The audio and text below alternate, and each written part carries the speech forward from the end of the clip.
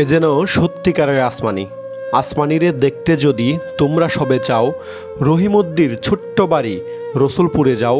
বাড়ি তো নয় পাখির বাসা, ভেন্না পাতার ছানি, একটুখানি বৃষ্টি হলেই গড়িয়ে পড়ে পানি। পল্লীকবি জসিমউদ্দিনের আসমানি কবিতার মতোই যেন টাঙ্গাইলের সখীপুর উপজেলার কালিয়া ইউনিয়নের কচুয়া গ্রামের মৃত ওমর ফারুকের স্ত্রী ফজিলা বেগমের বাড়ি। ৬০ বছর বয়সে এই বৃদ্ধা বিধবা হয়েছেন প্রায় এক যুগ আগে।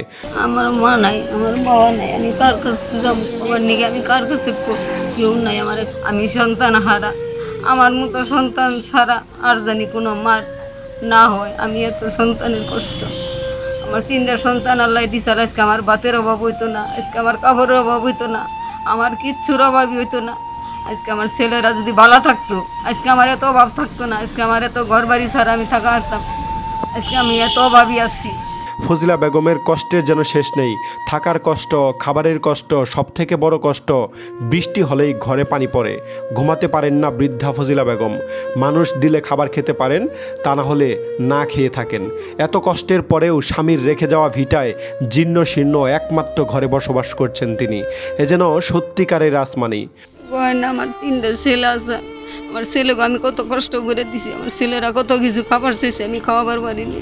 আমার ছেলেরা মারা গেছে, আর একটা ছেলে আছে, আমার ছেলেটা কত কিছু খাবার চায়, আমি কিনে দিবার পারিনি।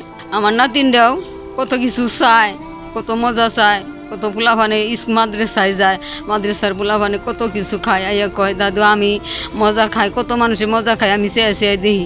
আমার খুব কষ্ট লাগে, আমি কী দিয়ে দিব? আমার তো টাকা নাই, আমার এরকম সমর্থন নাই যে আমি 10টা টাকা মাদ্রাসায় দিয়ে দিব, আমি দিবার পারি না। সরেজমিনে গিয়ে দেখা যায় অনেক পুরানো একটি ঘর, দরজার কাঠগুলো ঘুন পোকায় খেয়ে ফেলেছে। টিনের চাল জং ধরে জায়গায় জায়গায় ফুটো হয়ে গেছে। একটুখানি বৃষ্টি হলেই গড়িয়ে পড়ে পানি। শোয়ার জায়গা থাকে না মাঝে মাঝে। বৃষ্টির পানি ঠেকাতে পলিথিন ও কাপড়ের ছাউনি দিয়েছে বৃদ্ধা ফজিলা। টিনের চাল এত ফুটো হয়ে গেছে যে সেগুলো বন্ধ করতে করতে ক্লান্ত হয়ে গেছে বৃদ্ধা ফজিলা বেগম। চারপাশের বেড়া, দরজা, জানলাগুলো ভাঙাচোরা। ঘরের খুঁটিগুলো এমনভাবে নড়বড় হয়ে আছে, মনে হচ্ছে একটু জোরে বাতাস হলেই উড়ে যাবে ফজিলা বেগমের শেষ স্বপ্ন। এই যে দেখেন একটা ঘর আমার, এই ঘরটার মধ্যে আমি ছাগল নিয়ে আমার ওই পুঙ্গু ছেলেটা নিয়ে থাকি। তারপরে ঘরের মধ্যে পানি ভরে কতখানে ছেদ্রি দিয়া কাগজ দিয়া মন যাইয়া, তারপরে কুলাহারি নিয়ে যে বৃষ্টি ঘরে পড়ার বাইরে পড়ার আগে ঘরে পড়ে। এইরকম কষ্ট, এরকম আর ছিদ্রি আর মন যান যায় না।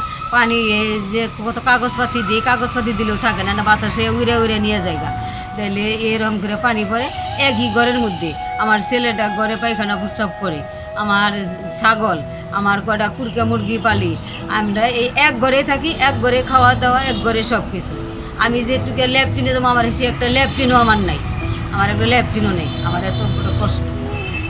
একটা মাত্র থাকার ঘরে এক পাশে ছেলে আর নাতনিকে নিয়ে থাকেন, আরেক পাশে কিছু বাড়তি আয়ের আশায় কয়েকটা ছাগল আর দেশি মুরগির পালন করেন ফজিলা। একই ঘরে থাকা, খাওয়া, ছাগল, মুরগি, ঘরের ভেতর থাকার পরিবেশ নেই। বাড়ির আঙিনায় একটি শৌচাগার থাকলেও সেটাও বেহাল দশা। ফজিলা বেগমের দাম্পত্য জীবনে 3 ছেলে জন্ম নিলেও 3টি ছেলেই বয়স বাড়ার সাথে সাথে প্রতিবন্ধী হয়ে যায়। বড় ও মেজো ছেলে মারা যাওয়ার পর বর্তমানে ছোট ছেলে ও একমাত্র নাতনিকে নিয়ে মানবেতর জীবনযাপন করছেন তিনি।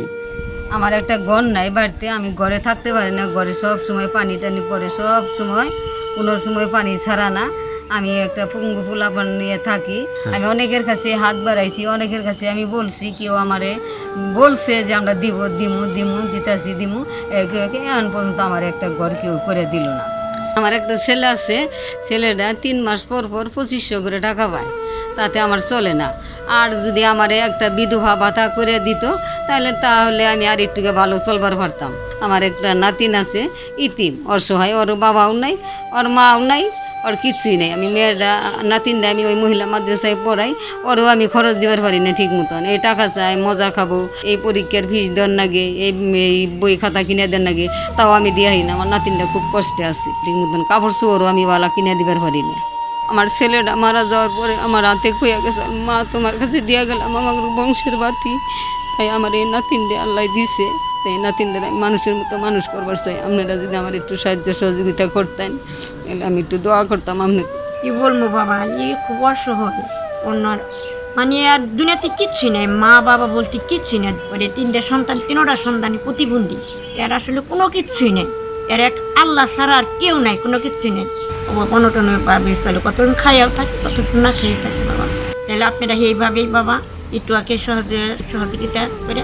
এদিকে গত 31শে আগস্ট রাতে তার বাড়ি থেকে মোবাইল ও চাল চুরির ঘটনা ঘটেছে। বৃদ্ধা ফজিলা বেগম জানান, মানুষের কাছে চেয়ে চেয়ে কিছু টাকা দিয়ে চাল কিনেছিলাম। গত রাতে আমার ভাঙা ঘর থেকে চাল চুরি হয়ে গেছে, সাথে মোবাইলটাও নিয়ে গেছে। পরে সামাজিক যোগাযোগ মাধ্যমে প্রতিবেদন প্রকাশিত হওয়ার পর অসহায় ফজিলার মোবাইল রাতের অন্ধকারে ঘরের সামনে ফেলে যায় চোর। আজ আমি 22 বছরের মধ্যে আমি এই সন্তান থুয়ে কোনো জায়গায় একটা রাতও আমি থাকা হারিল না। আমি 3টা ছেলের খুবই যত্ন করছি, ঘরে পায়খানা প্রস্রাব করছে, এলে আমার হাঁটতে হাঁটতে আমার দিন কইন্দা গেছে, আমি কহারি নেই। তাহলে আমার কিছুই নেই, আমি গর্দার মধ্যে থাকা হইলে খুব কষ্ট।